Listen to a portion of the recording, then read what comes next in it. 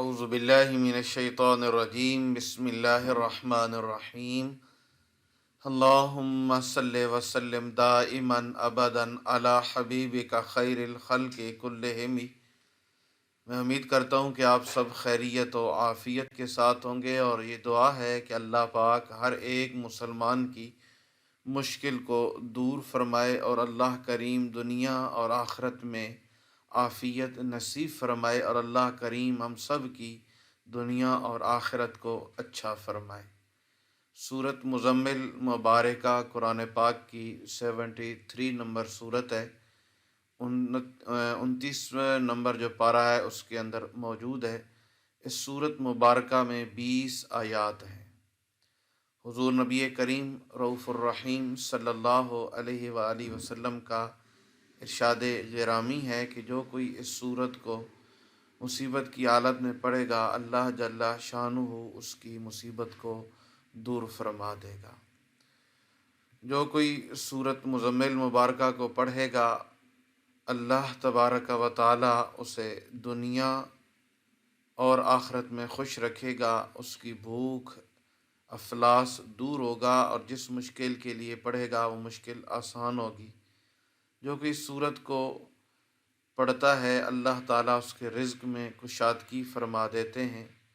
اگر کوئی مسئلہ حل نہ ہو رہا ہو تو اس سورت کو بلا ناغہ خلوت میں پڑھا جائے تو اللہ کریم کے کرم سے وہ مسئلہ حل ہو جاتا ہے۔ ایک روایت کے مطابق جو شخص اس سورت کو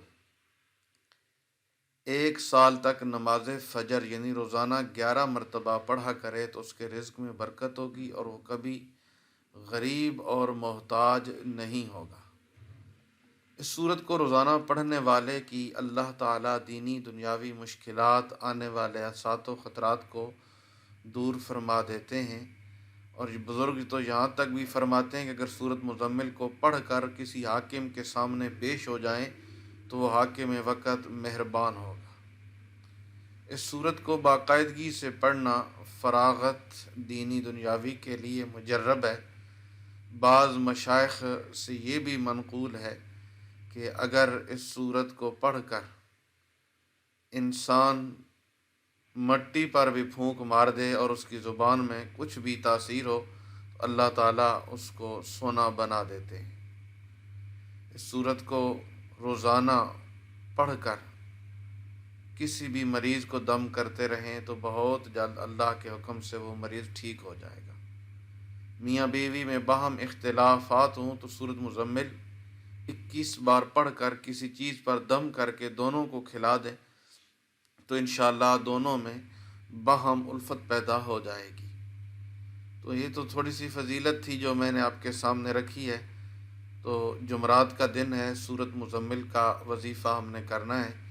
یہ سورت آپ پڑھیں گے تو انشاءاللہ جمعرات کے دن اس کی جو پڑھنے کی فضائل ہیں، کمالات ہیں، وہ اللہ کریم کے کرم سے آپ کو نظر آئیں گے، اور انشاءاللہ اللہ کی مرضی سے، اللہ کے فضل سے جیسا آپ چاہیں گے ویسا ہی ہوگا، اور جو دعا آپ اللہ جل شانہ کی بارگاہ کے اندر مانگیں گے انشاءاللہ وہ دعا قبول ہوگی۔ اس عمل کو تھوڑا سا آپ نے سمجھنا ہے کہ یہ صورت، اس کا عمل ہم نے کیسے کرنا ہے۔ جو لوگ پریشان ہیں، جن کی دعائیں قبول نہیں ہو رہی، مقصد پورے نہیں ہو رہے، تو وہ یہ عمل ضرور کر کے دیکھیں۔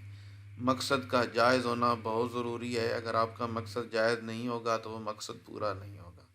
آپ کتنی بھی کوشش کر لیں تو اس لیے آپ کو میں بار بار یہی کہہ رہا ہوں کہ مقصد کا جائز ہونا ضروری ہے، اور ایسا مقصد جس سے کسی کو نقصان پہنچے تو وہ مقصد پورا نہیں ہوگا۔ سورت المزمل ہمارے نبی پاک صلی اللہ علیہ وسلم کی بہت محبوب سورت ہے۔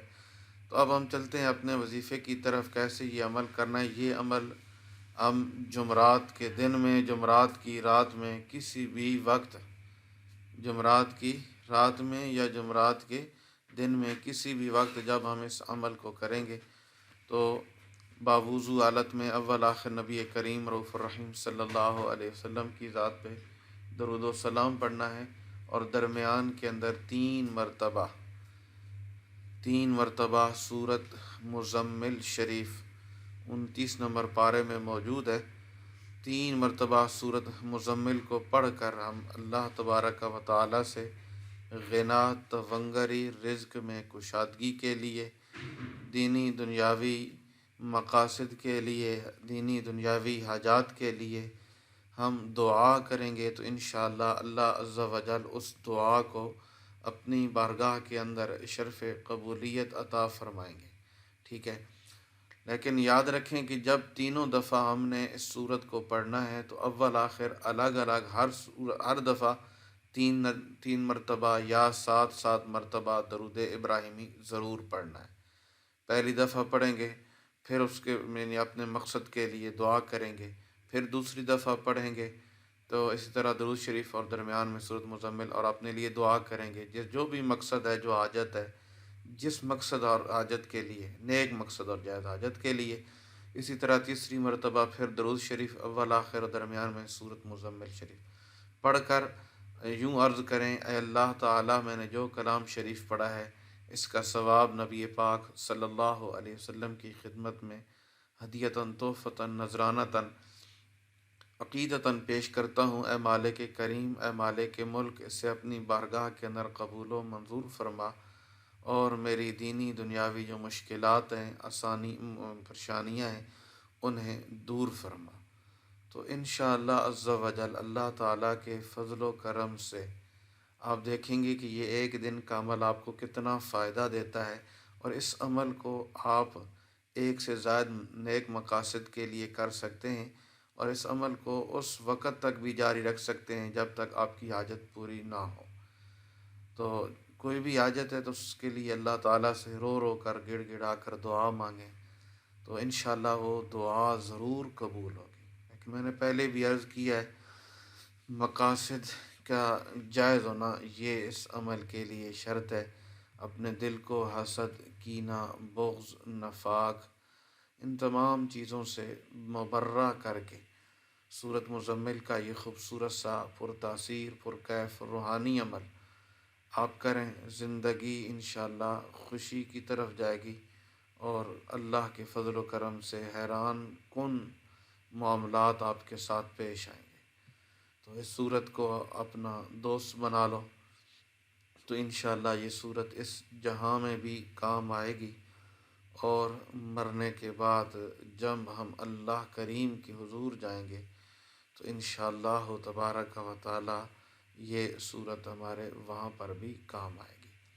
تو امید واسق ہے کہ آپ اللہ تعالیٰ کے فضل و کرم سے اس عمل کو ضرور سمجھ چکے ہوں گے۔ مالک کریم ہم سب کو دین و دنیا کی عزتوں سے مالا مال فرمائے۔ السلام علیکم ورحمۃ اللہ وبرکاتہ۔